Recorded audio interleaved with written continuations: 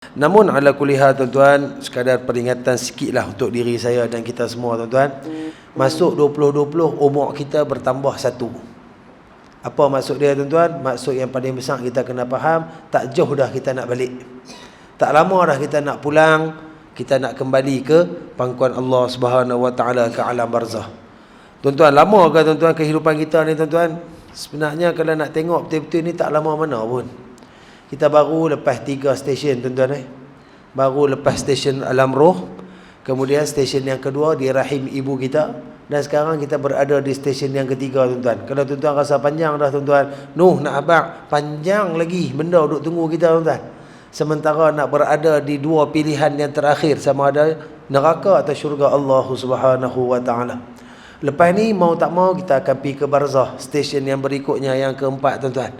Sama ada barzah itu akan menjadi kita punya taman daripada taman syurga atau lubang daripada lubang neraka. Mudah-mudahan benda yang baik itulah akan menanti kita di barzah, dilapangkan, diberikan cahaya seluasnya, direzekikan Allah Subhanahu Wa Taala dengan rezeki-rezeki, sementara kita nak menunggu stesen yang kelima, iaitulah hari kiamat, kehancuran seluruh semesta Allah Subhanahu Wa Taala.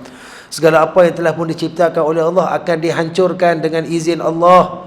Telah dijanjikan oleh Allah, disebut di dalam Al-Quran tuan-tuan, sebagai tanda kekuasaan dan kemuliaan Allah Subhanahu Wa Taala, hingga tidak ada satu makhluk pun yang akan hidup pada ketika itu tuan-tuan, kecuali satu-satunya zat yang maha tunggal, maha esa, Allah Azza wa Jalla.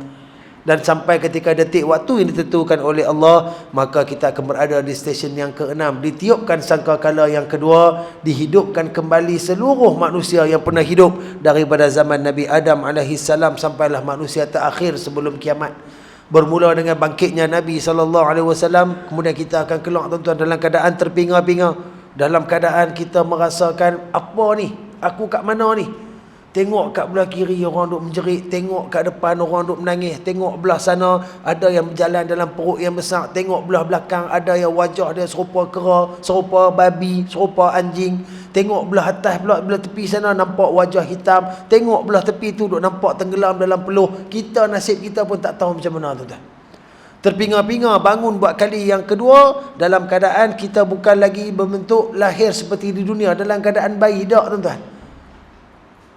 Kemudian dalam keadaan itu akan dihalau pergi ke mahsyar tuan-tuan. Tunggu pula di sana di atas satu waktu yang tak dapat digambarkan betapa lamanya tuan-tuan.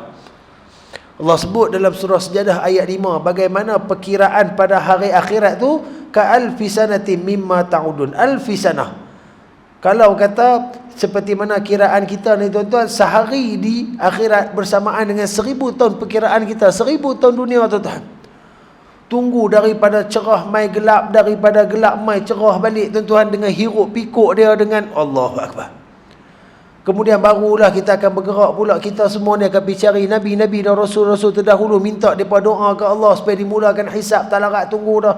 Pergi kat Tok Adam kita tak boleh, Tok Nuh kita tak boleh, pergi seorang-seorang sampai ke akhirnya kekasih kita Nabi Muhammad sallallahu alaihi wasallam.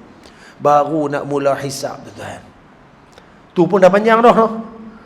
Panjang dah tuan, panjang dah tu pun. Hisab pula tuan-tuan. Satu good news lah yang kita boleh abang pasal hisab ni, Nabi SAW bagi tahu umat dia akan dihisab terdahulu. Tuan-tuan, umat Nabi apa ramai tuan-tuan. Nabi wafat 1400 tahun lebih tuan-tuan. Turn kita nombor berapa tuan-tuan? Terang nak dipanggil nama kita. Mahsyar dia bukan macam kita nak pergi pejabat pos tadi tuan-tuan. Pergi masuk, ambil nombor, lambat lagi, ada kursi duduk, aircon apa semua, bumbung elok. Tak ada tuan-tuan. Mahsyar tak ada tempat berlindung tuan-tuan. Berdirilah di situ sampai nama kita dipanggil. Waktu dipanggil nama kita pula tuan-tuan, kita akan duduk di kandang saksi tu, macam orang duk bagi gambaran mahkamah lah. Duduk di hadapan Allah dalam keadaan mulut tak boleh berkata-kata, semua anggota akan menjadi saksi. Malaikat-malaikat pencatat akan menjadi saksi, akan ditayangkan balik segala amalan-amalan kita. Kalau banyak keburukan daripada kebaikan, hisab kita itu akan menjadi satu azab. Allah Ta'ala akan hisab dengan detail tuan-tuan. Bahkan ramai yang menggambarkan bahawa hisab itu lebih panjang daripada umur kita sewaktu hidup di dunia tuan-tuan. Lagi panjang hisab daripada kita hidup. Satu persatu akan disemak oleh Allah Subhanahu Wa Taala. Itu baru diri kita, ibadat kita. Selesai ibadat, Allah Taala akan buat satu seruan pula. Siapa-siapa ada masalah dengan hamba aku ni, keluar habis semua orang yang pernah kita kutuk, yang pernah kita curi, yang pernah kita fitnah. Semua kan waktu tu meminta hak mereka di hadapan Allah. Satu persatu akan mai ditunjuk, betul tak? Oh betul, time-time sekian-sekian dia ni kata kat aku, dia ni fitnah aku, dia ni curi barang aku. Waktu tu nak buat macam mana tuan-tuan? Habis amal kita diberikan kepada orang, para aid lebih. Sampai dah settle apa semua dah tuan-tuan, bergerak pula session berikutnya pergi kat timbang Al-Mizan. Di sana akan berdiri sesusuk tubuh mulia Nabi SAW. Nabi akan berdiri kat situ tuan-tuan. Kalaulah kat dunia ni kita mempertahankan Nabi, mengikut sunnah Nabi, tiap-tiap hari selawat kat Nabi, insya-Allah Nabi akan bantu kita tuan-tuan. Dah habis hisap tadi, dosa pahala kita dah memang clear dah, hak tu saja yang tinggal, maka akan ditukar dalam bentuk jirim, benda yang ada berat. Yang dosa, benda tak baik letak belah kiri, benda elok pahala letak belah kanan. Tengok mana berat. Maha adil timbangan Allah Subhanahu Wa Taala tuan-tuan, nak tengok. Kalau berat belah kanan, alhamdulillah tuan-tuan, berat belah kiri masalah tuan-tuan ni. Lepas tu dah habis tu pula jalan pula nak pergi ke As-Sirat. Sebelum tu nampak telaga Nabi SAW. Semua orang yang lalu akan pergi kat telaga Nabi. Berapa ramai yang kena halau tuan-tuan. Hidup tak pernah nak mempertahankan Nabi SAW, tak teringin rasa nak berhidupkan sunnah Nabi, selawat kat Nabi pun jarang-jarang, maka akan dihalau tuan-tuan.